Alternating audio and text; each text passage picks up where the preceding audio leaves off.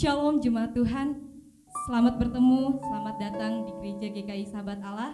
Senang bertemu dengan saudara-saudari sekalian, meskipun kita melalui jarak online, tapi saya yakin dan percaya bahwa jemaat Tuhan yang berada di rumah masing-masing dan dimanapun berada, menyaksikan ibadah online pada saat pagi hari ini akan diberkati oleh penuh dengan lawatan Tuhan. Amin. Baik jemaat Tuhan, sama-sama akan kita bawa dalam doa sebelum mulai ibadah pada saat pagi hari ini. Mari kita satu di dalam doa bersama Tuhan. Bapa di surga, terima kasih Yesus, terima kasih Bapa buat kebaikan Tuhan, buat kebaikan-Mu dalam hidup kami Bapa. Kami mengucap syukur Yesus, karena Engkau terlebih baik Bapa. Engkau terlebih baik buat hidup kami. Kasih karunia yang Kau berikan Bapa, napas hidup yang Kau berikan buat kami Bapa pada pagi hari ini. Hingga kami ada di tempat ini Tuhan. Kami ada untuk juga mendengarkan ibadah online pada saat pagi hari ini Bapa. Bukan karena suatu kebetulan, namun bukan karena kekuatan kami, namun karena oleh kekuatan daripada-Mu Yesus yang begitu besar buat hidup kami. Bapa di surga, pagi hari ini Tuhan, kami mempersiapkan hati kami Bapa untuk siap menerima segala hal yang baik Tuhan. Segala yang baik, kasih karunia-Mu Bapa. Napas kehidupan-Mu Yesus. Pertolongan daripada-Mu Tuhan, berkat daripada-Mu kami siap untuk terima pada saat pagi hari ini Bapa. Bapa di surga, kami menyerahkan hati Bapa, pikiran kami. Kami siap untuk terima jamahan Tuhan. Pujian dan syukur kami Bapa, kami naikkan ke dalam tangan-Mu Yesus, Juru Selamat kami yang hidup. Haleluya, haleluya Yesus. Amin. Baiklah jemaat Tuhan, kita akan menaikkan pujian syukur kita di hadapan Tuhan. Dengan pujian syukur, segala pujian hanya bagi nama Tuhan. Amin.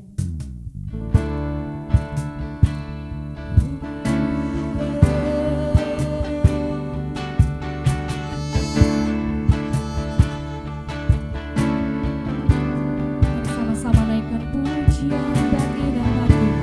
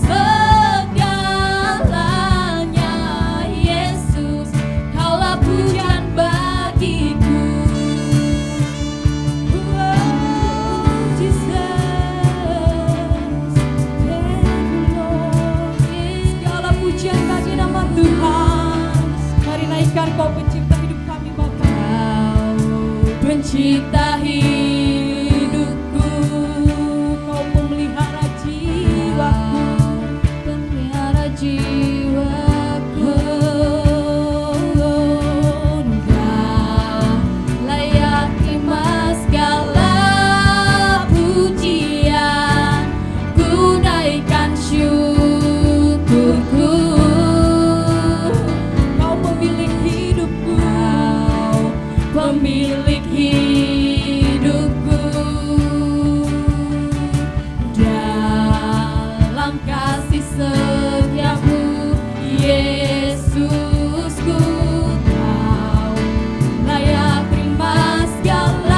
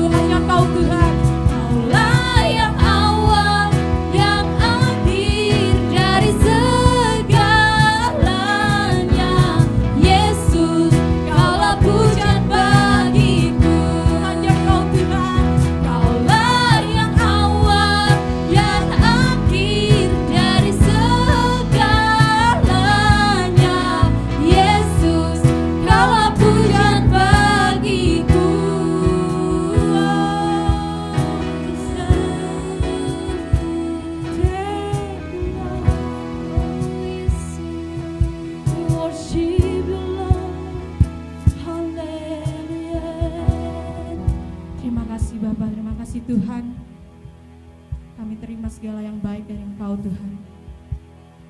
Kami siap menerima lawatan Tuhan. Haleluya, terima kasih Yesus, terima kasih Bapa. Kami siap memuji dan meninggikan nama-Mu Tuhan. Hanya di dalam nama Yesus. Haleluya, haleluya, amin. Amin jemaat Tuhan. Baik, kita sama-sama menaikkan pujian ucapan syukur kita di hadapan Tuhan. Kita yakin dan percaya bahwa ada pertemuan di udara bersama Tuhan. Yesus akan datang kedua kalinya ke dunia ini menjemput setiap kita umat-umat kesayangan dan kepilihannya. Haleluya, mari naikkan pujian syukur ini sambil bertepuk tangan.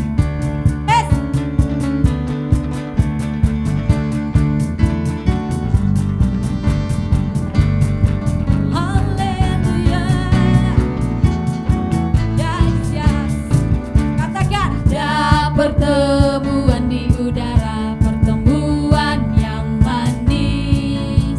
Saya rindu bertemu di sana, jauh di udara. Pertemuan, nyanyian yang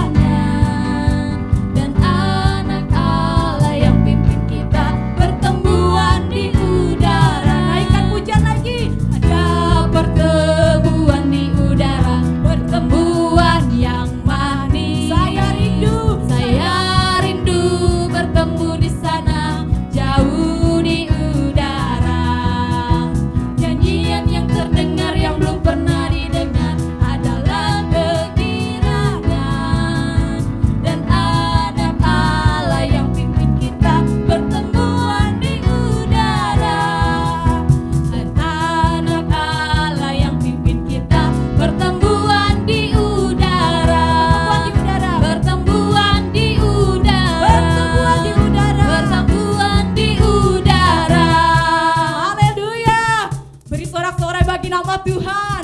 Beri kemuliaan bagi nama Tuhan. Amin. Kalau bunyi sangkakala Allah. Yes.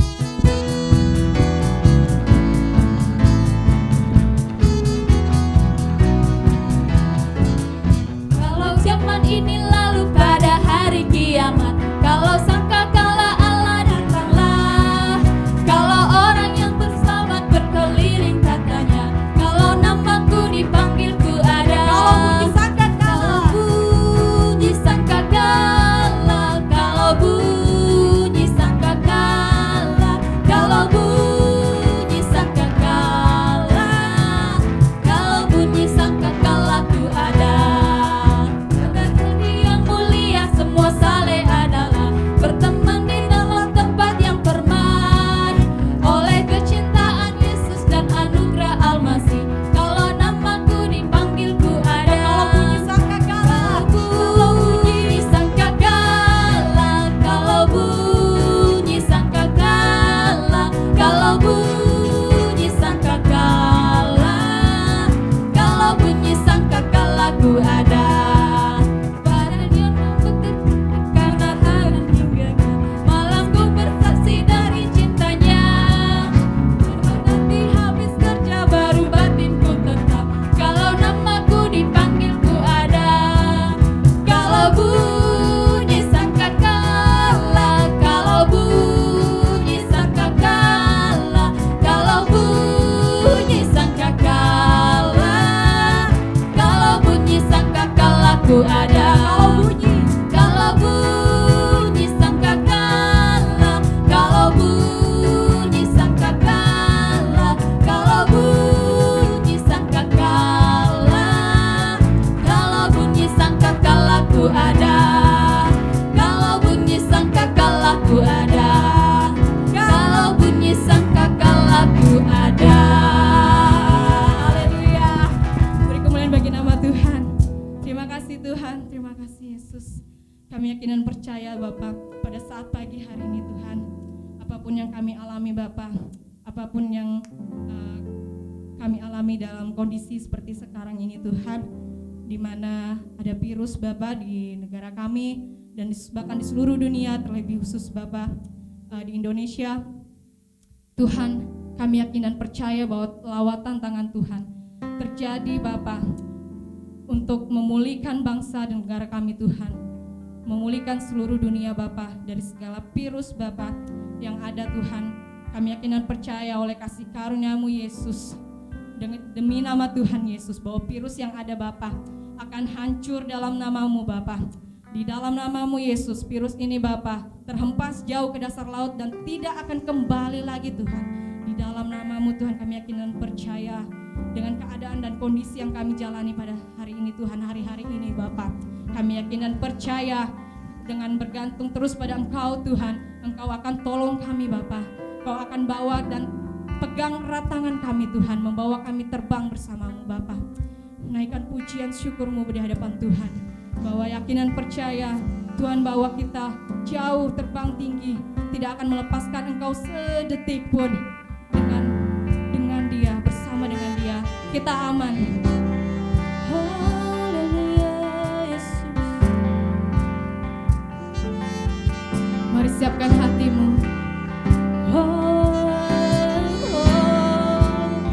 Siap terima lawatan tangan Tuhan.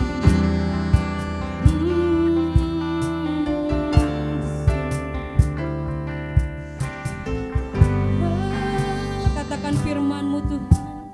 Firman-Mu berkata Kau besertaku,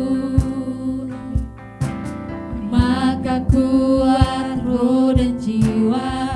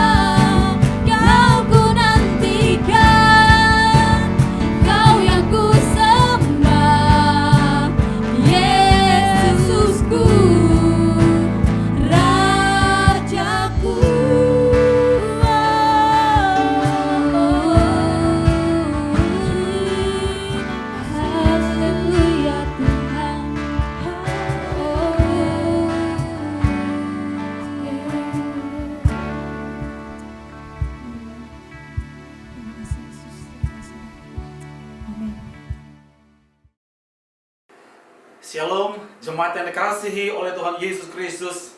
Hari ini kita kembali berjumpa di dalam hari Tuhan yang luar biasa.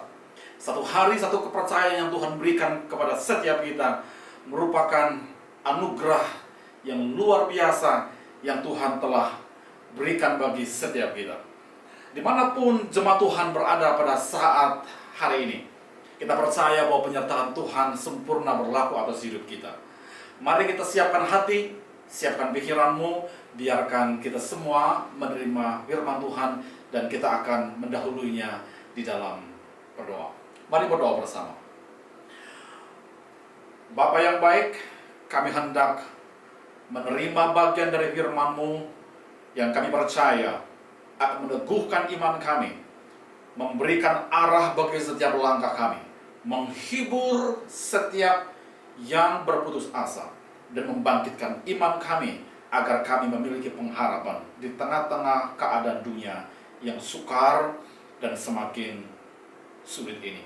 Kami percaya firman Allah akan berkuasa atas hidup kami dan keadaan kami, sehingga bagaimanapun situasi kami hari ini, tetapi ketika firman Allah disampaikan, kami percaya yang sakit disembuhkan, yang lemah akan Tuhan lawat dan jamah, sehingga ketika kami selesai mendengarkan firman Allah, kami disegarkan dan dikuatkan, dan hidup kami diteguhkan kembali oleh Engkau.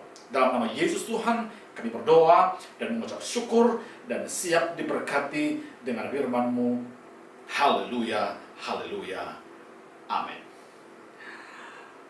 Saudara yang terkasih dalam nama Tuhan Yesus Kristus, senang kembali menyapa Bapak Ibu dan membawa kita sharing tentang satu bagian firman Tuhan yang terdapat di dalam 1 Tesalonika pasal yang kelima, mulai dari ayat yang pertama sampai ayat yang ke-11. Dan hari ini saya akan memberikan tema yang menjadi pokok pembahasan kita, yang saya beri judul Anak-anak Terang di Kala Malam Menjelang. Anak-anak terang di kala malam menjelang. Saudara yang terkasih, kita sedang hidup di akhir dari sebuah sejarah. Alkitab berkata kepada kita berulang kali di dalam perjanjian lama dan perjanjian baru, bahwa kedatangan Kristus adalah sebuah fakta sejarah. Sama seperti dia datang pertama kali, dan untuk kedua kali dia akan datang kembali. Dan oleh karena itu Alkitab membukakan kepada kita semua tentang situasi atau keadaan menjelang zaman akhir.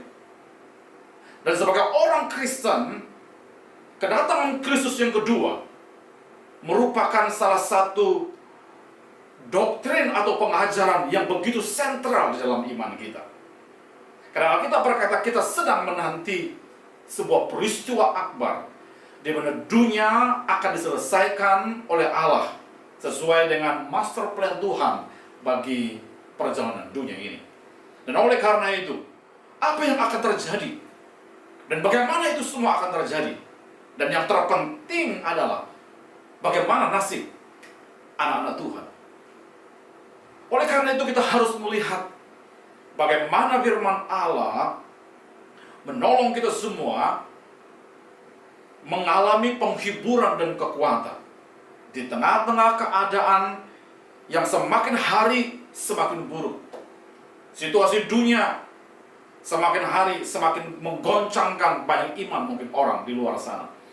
Tetapi mari kita melihat Alkitab sebagai dasar hidup kita, agar orang Kristen bukan justru semakin lemah, bukan justru imannya semakin kendor, tetapi dalam keadaan-keadaan yang tidak menentu, kita harus semakin hari demi hari serius, iman harus semakin kokoh dan teguh, agar ketika Yesus datang, sebagai orang percaya, kita justru siap menyongsong dia di awan-awan bermai, kata Alkitab. Oleh karena itu mari kita membuka Alkitab kita, 1 Tesalonika pasal yang kelima, ayat yang pertama sampai ayat yang ke-11. Saya akan membahasakan firman Tuhan ini bagi Bapak Ibu, dan kita akan menyimaknya secara bersama-sama. Demikianlah firman Tuhan.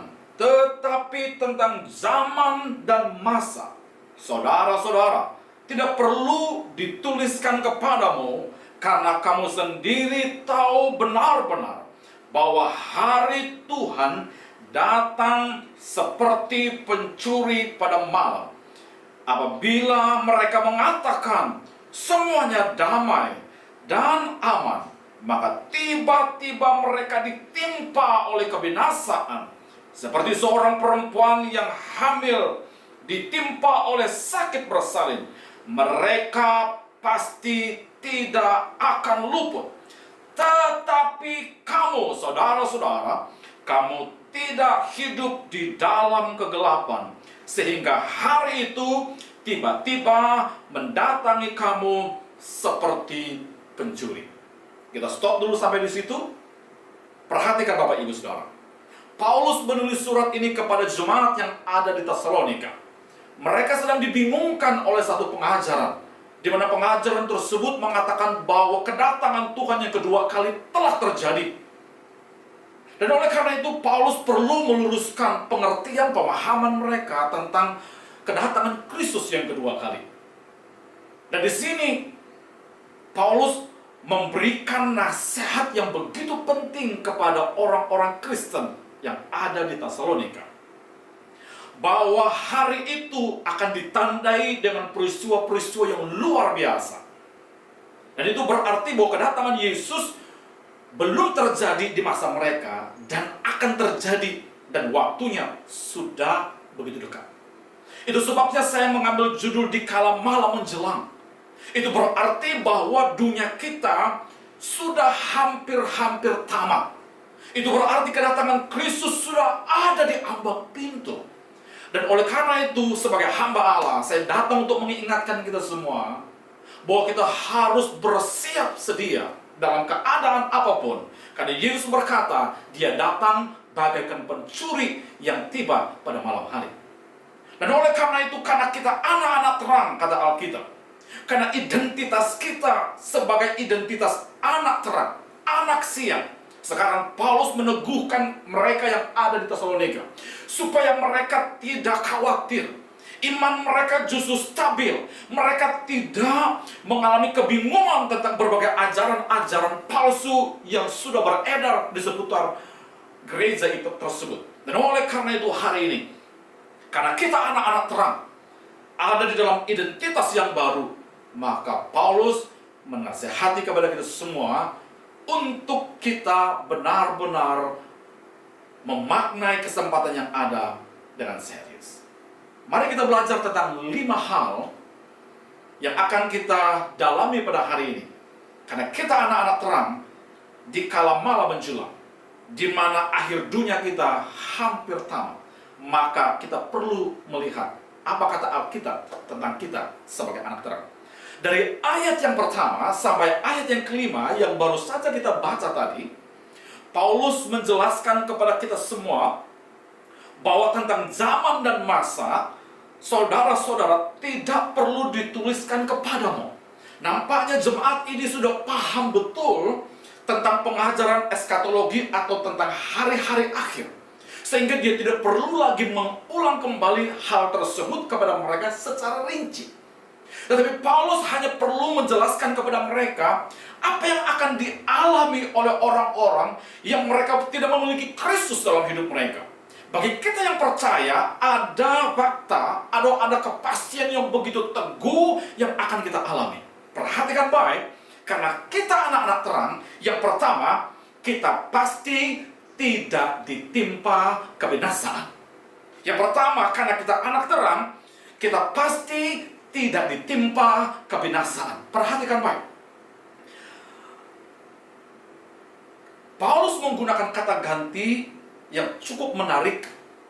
Bagi orang Kristen yang ada di dalam Kristus, digunakan kata ganti kita. Tetapi bagi mereka yang tidak percaya kepada Kristus, digunakan kata ganti mereka. Jadi ada kita dan ada mereka. Menjelaskan tentang dua golongan atau kelompok orang di dalam Kristus dan di luar Kristus. Dan pada saat kedatangan Yesus yang kedua, Paulus berkata, Apabila mereka mengatakan semuanya damai dan aman, maka tiba-tiba mereka ditimpa oleh kebinasaan. Jadi Paulus berkata, bagi orang percaya, kedatangan Yesus menghasilkan sukacita. Kedatangan Yesus menghasilkan sebuah kegemaran yang luar biasa. Mengapa? Karena kita angkat oleh Tuhan ke awan-awan yang permai, kita akan berjumpa dengan mempelai laki-laki. Kita akan bersama dengan dia dan kita akan memperoleh upah dari pelayanan kita, dari hidup kekristenan kita yang telah kita perjuangkan selama kita hidup. Bagi orang Kristen, kedatangan Yesus yang kedua justru merupakan gerbang kemuliaan, di mana kita akan bersama dengan dia di awan-awan permai. Seperti pasal yang keempat jelaskan. Tetapi bagi orang yang tidak percaya kepada Yesus, maka kedatangan Kristus yang kedua adalah kebinasaan bagi mereka, kata Alkitab. Nah, oleh karena itu Bapak Ibu, Paulus menegaskan, karena kita anak terang, kita pasti tidak ditimpa kebinasaan. Bagi mereka yang di luar Kristus, mereka akan mengalami kebinasaan yang luar biasa mengerikan. Dan menariknya, kata kebinasaan yang dipakai digunakan satu istilah Yunani, yaitu oletros namanya. Oletros itu berbicara mengenai kehancuran total, yaitu kehancuran yang tidak dapat dibenahi kembali, atau itu berbicara mengenai kehancuran atau kebinasaan tanpa harapan. Dan orang yang akan mengalami kebinasaan yang tanpa harapan, kebinasaan yang bersifat total, itu adalah mereka yang tidak memiliki Yesus dalam hidupnya. Mereka tidak dapat menghindar, kata Alkitab. Digambarkan seperti seorang perempuan yang hamil dan pada waktu dia bersalin, tidak ada seorang perempuan pun yang terhindar dari rasa sakit. Itu berarti bahwa ketika Yesus datang, bagi kita yang percaya, kita akan mengalami sukacita karena kita bertemu dengan Tuhan. Bagi mereka yang tidak beriman, mereka akan mengalami kehancuran. Dan Paulus memberikan kepada kita kepastian bahwa orang percaya, mereka tidak akan ditimpa kebinasaan pada saat Kristus datang.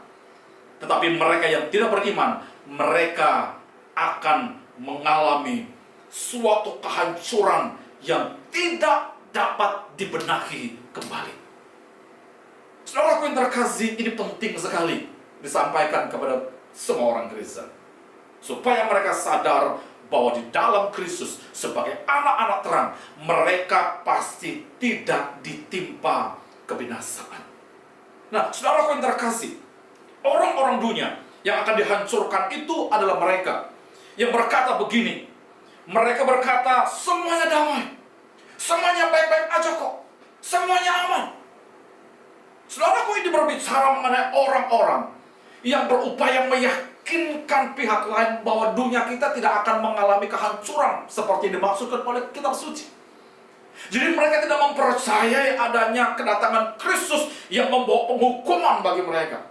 Jadi seperti keadaan zaman Nuh, kata Yesus di dalam Matius pasal yang ke-24 dan Lukas pasal yang ke-17. Ketika dia datang kedua kali seperti pencuri itu, jadi orang-orang di dunia pada umumnya akan berkata ini aman dan ini damai dan tidak ada apapun yang terjadi. Perhatikan, Yesus mengambil contoh tentang zaman Nuh. Pada waktu Nuh berkata kepada orang-orang di zamannya supaya mereka bertobat, supaya mereka mencari Tuhan dalam hidup mereka. Tetapi selama ia berkhotbah, justru orang-orang di kala itu, mereka makan dan minum, berpesta pora, berbuat kejahatan. Dan Alkitab berkata, tiba-tiba air bah datang di tengah-tengah mereka yang berkata, aman kok, tidak ada apa-apa kok, ini semuanya kita bisa kendalikan kok. Tetapi air bah datang dan semua mereka dihancurkan. Yesus juga berkata bahwa zaman ini akan seperti zaman Lot, di mana Abraham meminta supaya Tuhan memperhatikan orang-orang benar di sana. Tetapi pada waktu Lot berupaya untuk hidup benar dan dia berupaya untuk menunjukkan bagaimana mutu hidup orang-orang beriman di zamannya. Mereka justru berpesta pora. Mereka tidak mendengarkan firman Allah. Mereka mengabaikan segala peringatan-peringatan dari Tuhan. Mereka makan dan minum, mereka berpesta pora, kata Alkitab. Mereka menanam, mereka membangun, seolah-olah keadaannya damai. Tetapi secara tiba-tiba, dengan cara yang begitu mendadak, maka api belerang dari surga diturunkan oleh Allah dan menghancurkan secara total Sodom dan Gomora. Yesus pada waktu menceritakan tentang kedatangannya yang kedua, dia datang tanpa diketahui oleh siapapun. Kedatangannya bagaikan pencuri di malam hari. Bagi mereka yang tidak memiliki Yesus dalam hatinya, Yesus berkata, kehancuran mereka permanen. Tapi bagi kita, kedatangan Kristus justru merupakan kedatangan yang membawa kita kepada kemuliaan. Karena Alkitab berkata, kita akan diangkat oleh Allah ke awan yang permai. Kita akan bertemu muka dengan muka. Kita akan menyongsong Dia di dalam pernikahan anak domba. Kita akan mengalami kehidupan yang luar biasa. Kita akan menerima upah kita. Oleh karena itu, sebagai pelayan Tuhan, melayanilah dengan baik, melayanilah dengan sungguh. Sebagai jemaat Tuhan, mari kita hidup dengan serius. Bangun imanmu, tinggalkan hidup lama. Mari kita semua berlomba-lomba untuk meningkatkan hidup kita, supaya mutu hidup kita semakin hari semakin baik di hadapan Tuhan. Dan biarlah kiranya kedatangan Kristus yang kedua justru memotivasi kita untuk hidup benar, melayani dengan sungguh, memberi bagi Allah, jangan tanggung-tanggung. Apapun yang Tuhan minta dari hidup kita, itu bukan miliknya kita, itu miliknya Tuhan. Kita berikan. Mari kita dukung pelayanan Tuhan. Mari kita terlibat di dalam apapun yang Tuhan mau kerjakan dalam dunia ini. Mari tinggalkan hawa nafsu dunia ini, karena itu menghancurkan kita. Tapi Alkitab berkata, kiranya kedatangan Kristus yang kedua betul-betul membuat kita bersedia. Kita serius untuk menggarap hidup kita selagi masih ada kesempatan. Berbahagialah mereka yang ada di dalam Kristus, karena kita tidak akan ditimpa oleh kebinasaan. Itu yang pertama. Anak-anak terang pasti tidak ditimpa kebinasaan. Yang kedua, anak-anak terang, kita diingatkan agar jangan tidur seperti orang dunia. Perhatikan ayat yang ke-6 sampai ayat yang ke-7.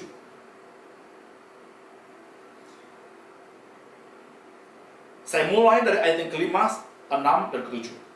Karena kamu semua adalah anak-anak terang dan anak-anak siang. Kita bukanlah orang-orang malam atau orang-orang kegelapan. Sebab itu, baiklah jangan kita tidur seperti orang-orang lain, tetapi berjaga-jaga dan sadar. Sebab mereka yang tidur, tidur waktu malam, dan mereka yang mabuk, mabuk waktu malam. Nah, saudara yang terkasih, yang kedua, kita diingatkan agar jangan tidur seperti orang dunia. Nah, apa maksud Paulus tentang istilah tidur? Berulang kali dia menggunakan istilah tidur di dalam teks ini. Kata tidur berasal dari suatu istilah Yunani, yaitu katheodo. Katheodo. Ya, di sini merupakan sebuah bahasa metaforis yang menggambarkan tentang keadaan spiritual orang dunia yang tidak peduli dalam dosa mereka. Jadi ada orang dunia digunakan istilah tidur, yaitu istilah di mana menggambarkan mereka seperti sudah mengalami kenyenyakan, terbuai di dalam dosa mereka yang sedemikian rupa. Dan Alkitab berkata kita diingatkan supaya kita jangan seperti orang dunia, diingatkan oleh Allah supaya mereka bertobat, tetapi mereka terbuai justru dalam keadaan seperti itu. Dan mereka digambarkan seperti orang yang terlelap dalam tidurnya malam, menikmati secara luar biasa. Dan Alkitab berkata, janganlah kita berlaku seperti mereka. Saudaraku yang terkasih dalam nama Tuhan Yesus Kristus, karena kita anak-anak terang di kala menjelang malam, karena kedatangan Kristus sudah di ambang pintu, maka yang kedua kita diingatkan, jangan tidur seperti orang dunia. Apa artinya? Jangan hidup, jangan menikmati, jangan terbuai di dalam dosa seperti orang dunia ini. Mereka melakukan sesuatu pelanggaran seperti mereka tidak memahami bahwa ada konsekuensi. Mereka melakukan A dan B yang nyata-nyata mereka bertentangan dengan apa yang firman Allah telah berikan sebagai panduan bagi hidup kita. Tetapi mereka justru segala aturan-aturan, segala perintah Tuhan mereka tidak lakukan atau mereka abaikan begitu saja. Dan Alkitab berkata, kita diingatkan supaya jangan berlaku seperti orang dunia. Yang ketiga, karena kita anak terang di kala malam menjelang, kita harus sadar. Yang pertama, kita berbaju zirahkan iman dan kasih serta berketopongkan keselamatan. Perhatikan ayat yang ke-8. Tetapi kita yang adalah orang-orang siap, baiklah kita sadar, berbaju zirahkan iman dan kasih, dan berketopongkan pengharapan keselamatan.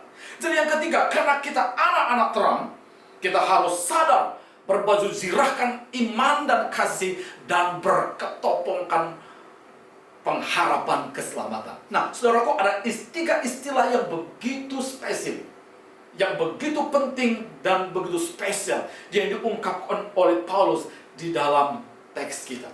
Yang pertama, dia meminta kita supaya kita semua sadar. Digunakan perintah, digunakan kata perintah imperatif yang harus kita lakukan. Yang pertama adalah, apa artinya kata sadar di sini? Kata sadar itu berasal dari sebuah istilah Yunani, yaitu nepho namanya. Nepho. Nepho menekankan tentang stabilitas spiritual. Ya, menekankan tentang stabilitas spiritual yang kita butuhkan di dalam Yesus. Jadi nepho itu merupakan sebuah stabilitas atau iman orang Kristen yang tidak mudah tergoncang, tidak mudah diombang-ambing, dan diminta menjelang akhir-akhir ini supaya iman kita menjadi semakin hari semakin teguh, semakin kokoh. Jangan mudah diombang-ambing. Dan kita butuh stabilitas, saudaraku. Nah, oleh karena itu, saudara yang terkasih dalam nama Tuhan Yesus Kristus, mengapa ini penting? Karena menjelang zaman-zaman akhir akan datang berbagai cobaan yang mencoba untuk mengganggu stabilitas iman kita, membuat kita menjadi orang Kristen yang suam-suam gugu, membuat kita menjadi orang Kristen yang tidak maju dengan progresif, tapi membuat kita mundur atau membuat kita stagnasi dalam iman kita untuk ikut Yesus. Dan oleh karena itu, Paulus berkata, kita harus sadar. Itu yang pertama. Kita harus sadar, saudara. Yang kedua, dia berkata, kita harus berbaju zirahkan iman dan kasih. Nah, saudaraku, menjelang akhir zaman, Paulus menggambarkan orang percaya harus seperti prajurit di medan pertempuran. Tetapi yang menariknya, saudaraku, Paulus tidak menjelaskan bahwa ketika kita ada di medan pertempuran, dia tidak menjelaskan kita menggunakan pedang atau senjata-senjata tertentu yang akan kita pakai untuk menyerang. Tetapi justru dia memberikan kepada kita gambaran tentang baju zirah sebagai pertahanan diri, sebagai perlindungan. Dan kata baju zirah digunakan dari satu istilah Yunani, namanya adalah torak namanya. Nah, torak itu berfungsi untuk melindungi organ yang paling vital. Digunakan baju zirah itu seperti baju anti peluru. Digunakan atau dikenakan supaya menutupi satu organ tertentu yang paling penting. Apa itu? Digunakan untuk menutup dada. Karena di situ inti yang mau dikatakan adalah dia harus melindungi iman dan kasih. Letaknya di mana? Di hati kita. Baju zirah menggambarkan tentang perlindungan terhadap hati kita, di mana hati kita lah yang akan menuntun kita untuk hidup di dalam iman. Hati kita lah yang akan mengalirkan kasih. Jadi ketopong baju zirah itu berbicara mengenai perlindungan hati kita. Jadi saudara yang terkasih, menjelang akhir zaman ini, satu hal yang harus kita perhatikan, yaitu hati orang Kristen betul-betul harus kita jaga. Karena hatimu akan mengalirkan kasih. Itu sebabnya di dalam Amsal pasal 4 berkata, jagalah hatimu dengan segala kewaspadaan, karena dari situlah akan mengalir kehidupan. Dan di sini ditekankan oleh Paulus supaya kita menjaga hati kita. Karena dari hati itu muncul iman, karena dari hati itu mengalir kasih. Yang ketiga, karena kita anak-anak terang, yang ketiga, kita harus sadar berbaju zirahkan iman dan kasih serta berketopongkan keselamatan. Mari lihat ayat yang ke-8. Alkitab berkata, tetapi kita yang adalah orang-orang siang, baiklah kita sadar berbaju zirahkan iman dan kasih dan berketopongkan pengharapan keselamatan. Ada 3 istilah yang begitu penting yang diungkapkan oleh Paulus di dalam ayat yang ke-8. Yang pertama, istilah sadar. Apa artinya di sini? Mengapa orang Kristen atau anak-anak terang, kata Alkitab, mengapa mereka harus sadar? Kata sadar digunakan dari satu istilah Yunani, yaitu nepo. Istilah nepo menekankan mengenai stabilitas rohani atau stabilitas spiritual orang Kristen di dalam Kristus. Jadi kita diminta menjelang zaman akhir supaya anak-anak Tuhan mereka stabil, mereka tidak mudah diombang-ambing, mereka tidak mudah dibawa oleh arus dunia ini. Karena kita tahu bahwa iblis dia akan datang untuk menggoda dan membawa begitu banyak persoalan dalam hidup kita supaya kita nggak sadar, supaya kita nggak stabil, supaya kita nggak kokoh dalam hidup kita. Dan oleh karena itu saudaraku, Paulus mengingatkan setiap kita supaya harus sadar.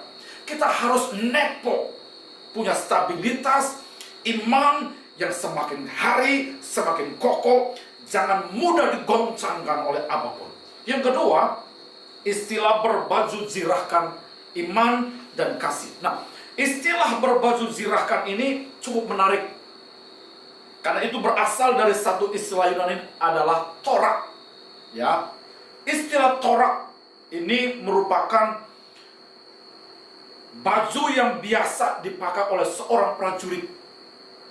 Pada waktu pergi berperang, dia harus mengenakan baju zirah, baju pertahanan, baju perlindungan.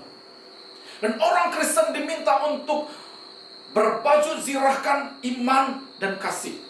Apa fungsi baju zirah? Fungsi baju zirah itu seperti rompi peluru lah kalau di zaman kita sekarang. Itu berfungsi untuk melindungi satu organ yang paling vital. Apa itu? Jantung atau hati. Jadi maksud Paulus di sini ketika kita mengenakan baju zirah iman dan kasih, berbicara mengenai perlindungan satu hal yang paling center, itu hati kita. Mengapa? Karena dari hati kita menaruh iman kepada Kristus. Kalau hati orang Kristen tidak lagi penuh dengan iman yang berkobar-kobar, yang teguh, yang kokoh berdiri supaya menghadapi persoalan-persoalan di dalam dunia ini, maka saudaraku, begitu banyak hal-hal yang akan membuat hati kita goncang. Iman kita nggak stabil lagi.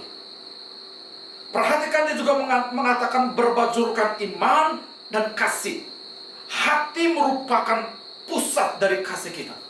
Ketika Yesus berkata, kasihilah Tuhan Allahmu dengan segenap hatimu dan segenap yang lain. Dia memulainya dengan satu hal penting yaitu mengasihi Allah dari hati kita. Baru akal budi, baru segala kekuatan dan segala kemampuan kita yang lain.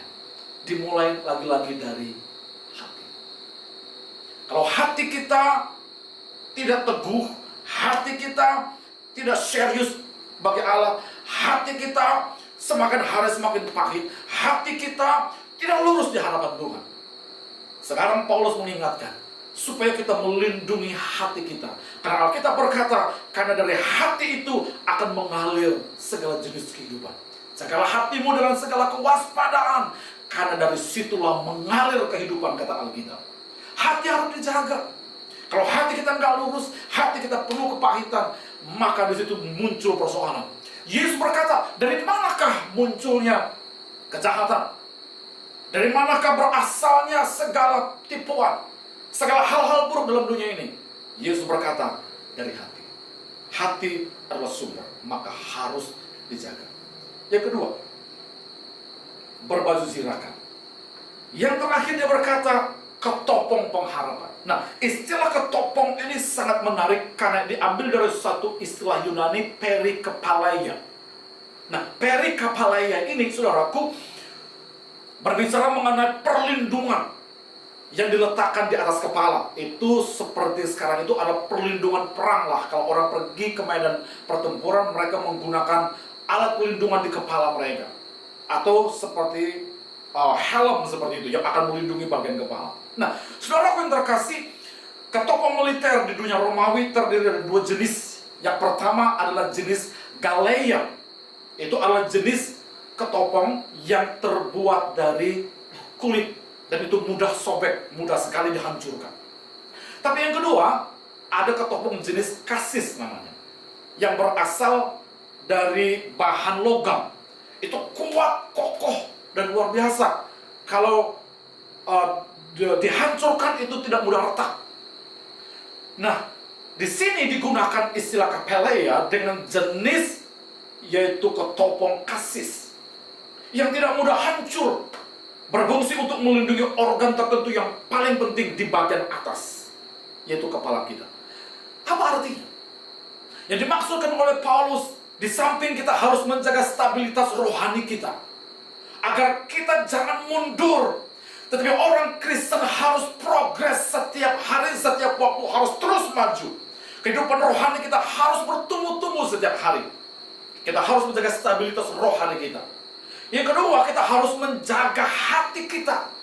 Karena hati menjadi pusat dari iman dan pusat dari kasih kita. Yang terakhir, kita harus menjaga pikiran kita. Itu sebabnya kita harus menjaga kepala kita dengan ketopong keselamatan, kata Alkitab. Itu berbicara mengenai kepala kita atau pikiran kita. Menjelang hari akhir, iblis akan datang menyerang dan memukul bagian pikiran kita. Karena di sana dia akan mencoba untuk membuat kita penuh dengan depresi. Karena mendengar berita yang begitu buruk di dalam dunia ini, mendengar cerita-cerita yang menakutkan, kita mungkin mudah putus asa, kita mungkin akan depresi, kita mungkin di bawah tekanan yang luar biasa serius. Kalau pikiran kita tidak kita jaga, kata Alkitab, maka kita akan menjadi santapan iblis kuasa kegelapan, di mana pikiran kita bukan lagi berpusat kepada Allah. Kita tidak lagi memikirkan hal-hal dari Tuhan. Justru kita semakin khawatir, hati kita menjadi pahit, pikiran kita penuh dengan persoalan-persoalan, putus asa, hilang pengharapan, dan kita mungkin meragukan penyelamatan dari Allah. Itu sebabnya dia berkata, ketopong pengharapan keselamatan harus dikenakan pada kita. Maka terhadap tiga kata atau istilah tersebut digunakan perintah imperatif. Kita harus mengenakannya semua. Kita harus melindungi kehidupan rohani kita. Kalau ada dosa, kalau ada sesuatu, hal-hal dunia ini yang membuat kita tidak maju, kita harus melindungi kehidupan spiritual kita. Kita harus melindungi hati, kita harus melindungi pikiran kita. Karena kita anak-anak terang. Kedatangan Kristus sudah di ambang pintu. Kita harus sadar. Kita harus berbaju zirakan iman dan kasih. Kita harus berkotopongkan pengharapan dan keselamatan. Saudaraku yang terkasih dalam nama Tuhan Yesus Kristus. Yang keempat, karena kita anak-anak terang. Yang keempat, kita tidak ditetapkan ditimpa murka, tetapi untuk beroleh keselamatan. Haleluya. Kita tidak ditetapkan ditimpa murka, tetapi beroleh keselamatan. Perhatikan ayat yang ke-9. Karena Allah tidak menetapkan kita untuk ditimpa murka, tetapi untuk beroleh keselamatan oleh Yesus Kristus Tuhan kita. Haleluya. Bapak Ibu Saudara yang terkasih, di sini digunakan satu istilah yang luar biasa serius, yaitu ditimpa murka. Ketika Yesus datang, Alkitab berkata, bagi mereka yang tidak beriman, bagi mereka yang di luar Kristus, mereka pasti akan ditimpa oleh murka. Tetapi bagi saya, bagi Bapak Ibu Saudaraku yang telah beriman kepada Kristus, apapun keadaanmu hari ini, Alkitab berkata, justru saat kedatangan Kristus, kita malah beroleh keselamatan karena Yesus Kristus telah melakukan karya agung bagi setiap kita. Haleluya. Perhatikan istilah murka. Alkitab menggunakan konsep murka dengan menggunakan dua istilah yang sangat penting. Yang pertama adalah tumos. Murka digunakan yang pertama dengan istilah tumos. Apa arti tumos? Tumos menjelaskan tentang murka yang menyala-nyala dan mengalir dengan derasnya. Itu seperti api pada waktu melalap sebuah jerami. Api tersebut akan berkobar-kobar dengan luar biasa, tetapi akan mereda dengan begitu cepat. Setelah semua jerami dimakan habis oleh api, maka dengan cepat kobaran api tersebut akan surut. Itu jenis murka, namanya adalah tumos. Murka kedua menggunakan istilah orge. Apa bedanya tumos dengan orge? Orge menjelaskan murka yang terjadi dengan lambat, tetapi dia bertahan lama. Nah, saudaraku, di dalam ayat ini, Paulus menggunakan istilah murka yang kedua, yaitu orge. Jadi Allah akan menimpakan murka. Alkitab berkata di dalam 1 Petrus, Allah penuh dengan kesabaran, memberikan kesempatan bagi setiap orang supaya mereka bertobat, agar mereka tidak ditimpa oleh murka kebinasaan. Jadi Allah beri waktu, Allah sabar. Dan orge merupakan penghakiman Allah atau murka Allah yang ditimpakan secara dahsyat dan tak terkira hebatnya. Jadi bedanya tumos dan orge adalah orge berbicara mengenai murka yang luar biasa dahsyat. Dan kalau Bapak Ibu mau tahu bagaimana penggunaan istilah orge, mari baca nanti Wahyu pasal yang ke-6 sampai pasal yang ke-19. Semua penghukuman Allah yang ditimpakan atas dunia, yang luar biasa mengerikan, yang menakutkan itu. Dan Yesus berkata, seandainya masa itu tidak dipersingkat, maka tidak ada satupun makhluk hidup yang bertahan menghadapinya. Itu yang dipakai adalah istilah orge. Jadi Bapak Ibu Saudaraku, orge berbicara mengenai penghukuman yang ditimpakan, yang merupakan kebinasaan yang begitu serius atas dunia ini. Sementara orang dunia yang menolak Kristus ditimpa oleh orgenya Allah. Orang Kristen, anak-anak terang kata Alkitab, justru kita memperoleh keselamatan. Haleluya. Justru kita memperoleh keselamatan di dalam Allah oleh karena Kristus. Kita tidak akan mengalami orgenya Tuhan, tetapi kita mengalami keselamatannya Allah. Saudaraku yang terkasih, ini merupakan satu penghiburan dan kepastian yang luar biasa. Oleh karena itu, apapun keadaanmu hari ini Bapak Ibu, ikut Yesus, iring Yesus, ayo ikut Dia dengan setia. Melayani Tuhan harus dengan setia. Biarlah kiranya kita terus iring dia dengan apapun keadaan kita. Sukarkah engkau alami? Menderitakah engkau mengalami? Kekurankah saudara alami? Tetapi mari lihat, di ujung perjalanan dunia kita akan mengalami sukacita. Kesulitan kita, kesukaran kita akan diganti dengan kedatangan Kristus membawa kita tinggal di dalam pengharapan dan sukacita yang abadi. Haleluya. Saudaraku, oleh karena itu, biarlah kiranya kita ikut Tuhan dengan cukup serius. Karena Alkitab berkata, kita akan beroleh keselamatan saat kedatangannya menjemput kita.